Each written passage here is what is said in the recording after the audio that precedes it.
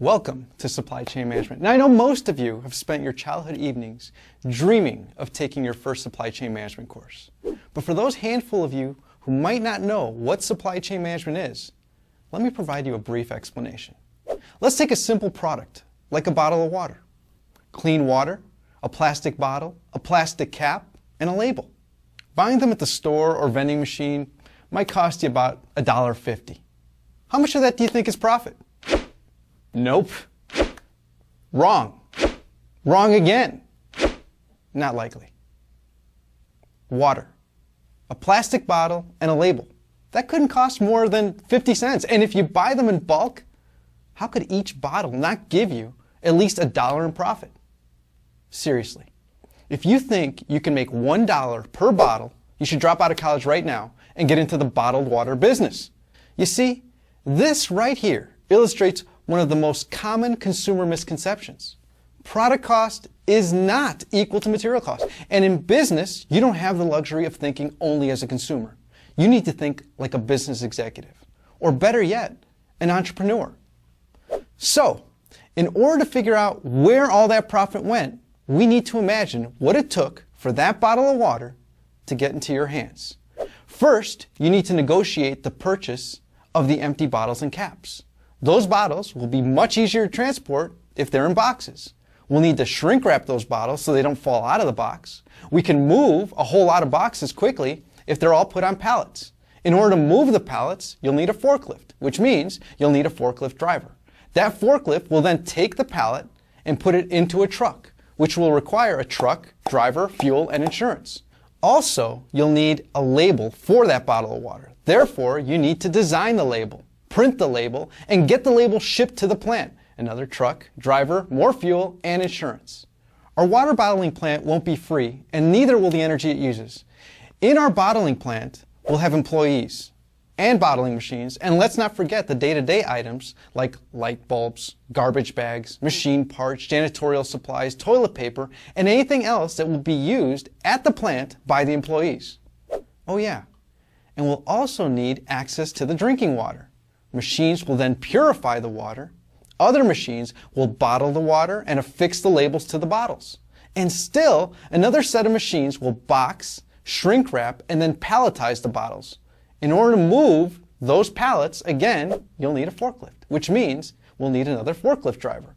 That forklift will then take the pallets and put them into trucks headed to the distribution centers. And, as we've seen, those trucks will require drivers, fuel, and insurance. Those distribution centers will also require employees, forklifts, and energy. From the distribution center, they'll head out to retail stores on still another truck, which will require a driver, fuel, and insurance. That store will need employees to unload the truck, stock the bottles of water on the shelf or refrigerator. If you have a refrigerator, you'll of course need energy. If we want to secure our stock, we may get a security guard or a security system. And of course, the store will likely get insurance. Also, imagine the costs associated with returning and replacing bottles that are damaged.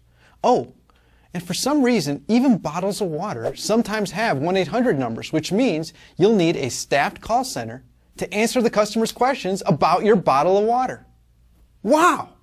All those materials, boxes, people, machines, buildings, energy, fuel, and vehicles, they cost money. Those things weren't free, and they probably weren't used efficiently, and it's likely that several bottles didn't survive the journey to the consumer. Oh, and by the way, the employees at the water company, you know, the ones that work in finance, accounting, marketing, human resources, and IT, they want a paycheck too. So, through that simple example of a super simple product, we're beginning to see that companies face challenges when they buy things, make things, move things, sell things, and service things, which includes repair and maintenance. Oh, and let's not forget, companies need to do all of these things using sustainable materials, energy, and methods. Guess whose job it is to make sure that all these things happen flawlessly, with minimal effort, and of course at minimal cost? You guessed it, supply chain managers. The supply chain manager needs to be able to do all of these things. They need to give the customer the product they want, when they want it, as often as they want it, for a reasonable price, while still managing to make a profit. This requires world-class skills and knowledge in the study of supply chain management. There's that scary term again, supply chain management. Let me try to make it friendlier by shuffling around the words. There you go. The management of the chain of supplies. For some reason, that just seems a whole lot easier to understand, doesn't it? But it also helps us understand the complex nature of supply chain management. I mean, the management of the chain of supplies. Now let's think of other products and what their supply chains might encompass. Hamburgers, sweaters, coffee, tables, cars, and airplanes. Now I know many of you are saying, but I live in a service economy. I won't be manufacturing anything. Wrong again. As of 2008, the U.S. was still the #1 exporter of manufactured goods. Okay, maybe not for long. So let's talk about service economy supply chains. Let's think of something you're probably familiar with, the hotel industry. What do hotels manufacture? Lodging experiences, dining experiences, spa experiences, which altogether make up vacation and conference experiences. In order to do all of these things effectively and efficiently, what's required? Hotels need to buy things like beds, furniture, televisions, cable, food, soaps, towels. They also make things, or in this case, manufacture services, like housekeeping, meals, massages, and special events. Hotels also move things, like transporting clean towels and food to and from the rooms, as well as transporting guests and their luggage to and from the airport.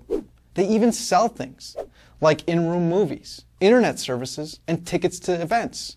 And finally, they also provide services, such as making reservations, organizing events, making wake-up calls, and even cleaning and pressing clothes. Once again, we see that the fundamental skills learned in supply chain management can be used to manufacture service experiences as much as they aid in manufacturing products. Well, I hope that this has given you an idea of what supply chain management is all about. You see, this is the reason why little kids all around the world want to be supply chain managers. They want to take part in manufacturing the best products and services on earth. So again, welcome to supply chain management, where all of your childhood supply chain dreams are about to come true.